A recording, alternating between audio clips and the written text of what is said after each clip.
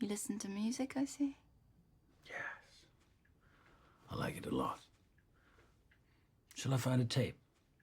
No, if there's a tape already in the machine, I'd like to hear that. It's something I've been listening to a lot lately. Though it's not an entirely complete recording, unfortunately. What is it? It's Bach. From his little organ book. Ich ruf zu dir, Jesu Christ. The theme is originally a hymn. Bach rearranged it and embellished it a little. He was the master of polyphony, if you know what that is. No. Yes, another thing I don't know. Well, polyphony is from the Middle Ages. It's an entirely European phenomenon.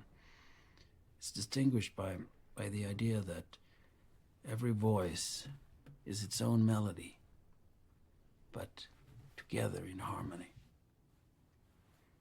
Bach's forerunner, Palestrina, he wrote many works for several choirs at the same time, wallowing in polyphony.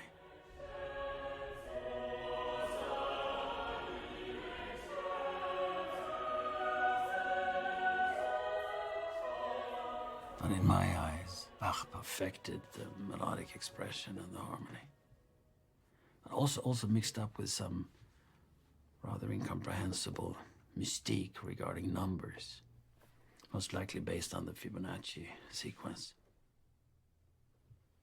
You know, the one that starts with the 0 and then comes the 1. The sequence is created by adding the two previous numbers to create the new one. So it's 0 plus 1 makes 1, and 1 plus 1 makes 2, and 2 plus 1 makes 3, and 3 plus 2 makes 5, and 5 plus 3 makes 8, and 8 plus 5 makes 13. The sequence has an interesting connection to Pythagoras' theorem and the golden section.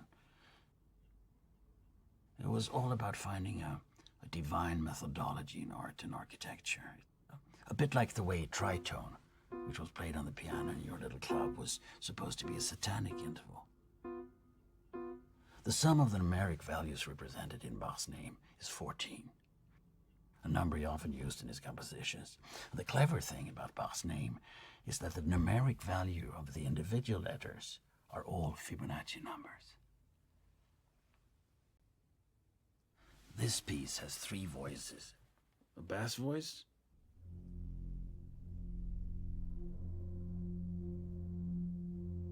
the second voice played with the left hand, the first voice played with the right hand. That is called cantus firmus or cantus firmus. And together, these 3 voices create the polyphony.